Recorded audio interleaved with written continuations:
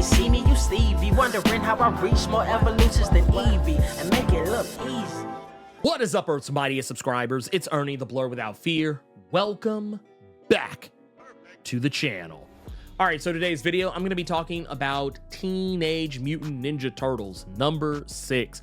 This is the first issue that we are getting where the Turtles are fully united from the word go. Yes, there was issue number 4 where the team was finally back together after re-upping with Donatello, but this issue we actually get to see the team fully united and working together in the first issue of this Jason Aaron series. And one of the things I find incredibly interesting about this is in the case of the dynamic of the brothers. And while we don't get full-on answers for why the Turtles split up, we do know that one of the main reasons they broke up was Michelangelo. Now, the reasoning behind that being is that, and this is something that was actually hinted in the original 150 issues and more closer towards the end of that run, is that Michelangelo was going to ultimately wind up becoming a celebrity, that he was going to become famous, and that his celebrity would cause him to move further away from the Turtles.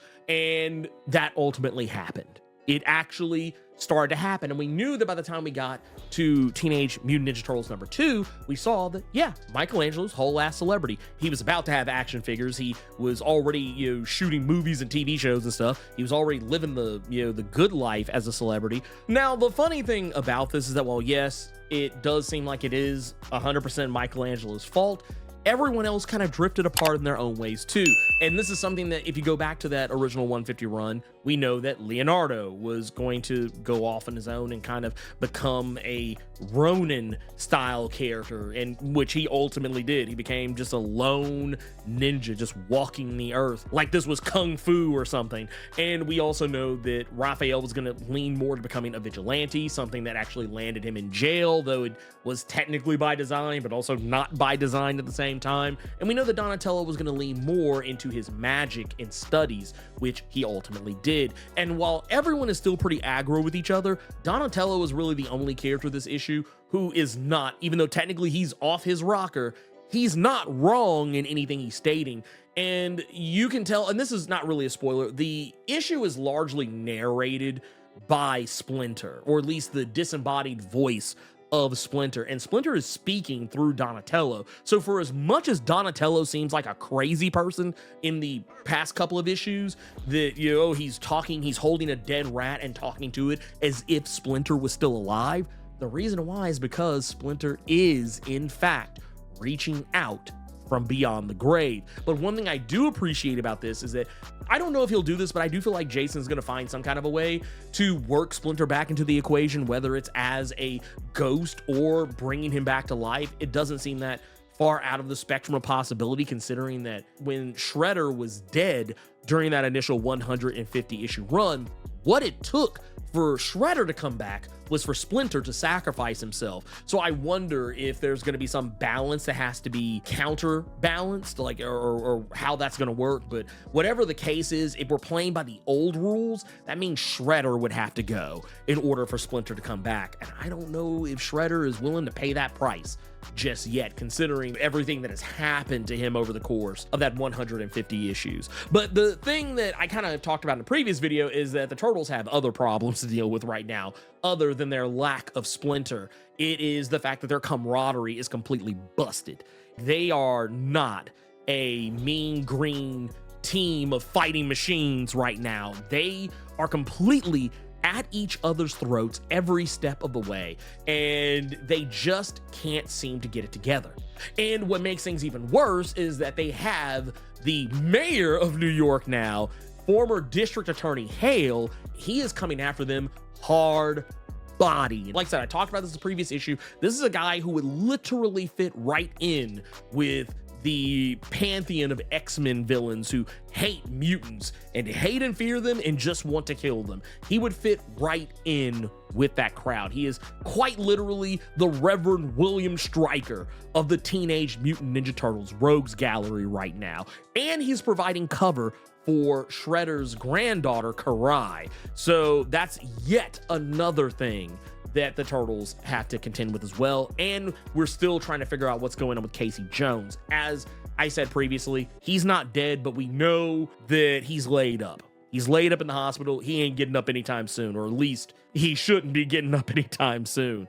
But I like what this issue promises, because it promises the overall looming threat that Hale represents. I actually thought that Jason did a fantastic job showcasing this threat in the previous issue, really in all of the previous issues, but more specifically the last Teenage Mutant Ninja Turtles #5, showcasing that Hale had already integrated the Foot Clan into the police force, to the point that they're not just in the police force.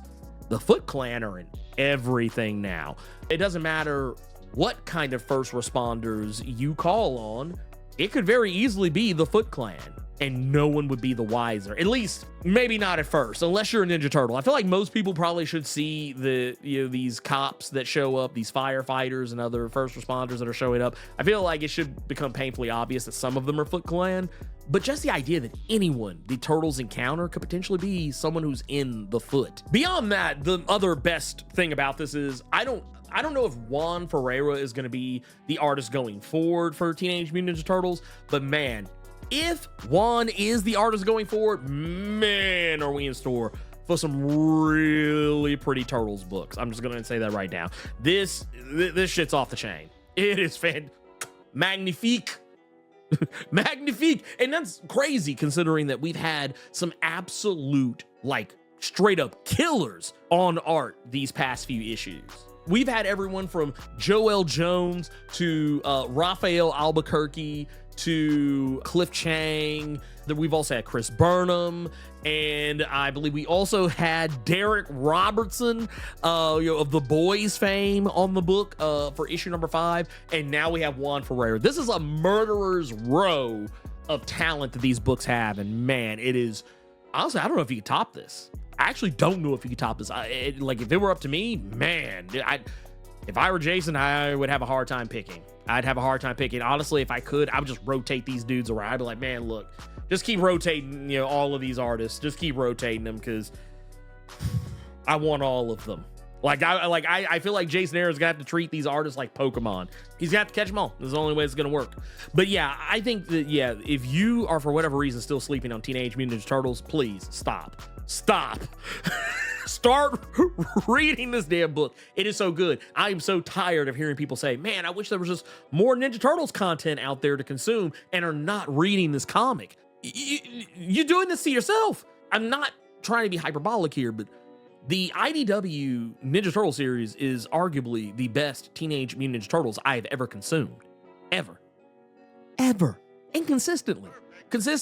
And when Jason Aaron came in after the 150 issues run, it's like nothing's changed. It's still consistently one of the best books coming out every single month. Dude, y'all need to do better. Do better. I need everybody's Ninja Turtles card if you are not reading the series. I'm gonna hold on to this. You're not reading this. You have to hand it over. Those are the rules. I'll make them. Splinter made them. You argue with Splinter, don't argue with me.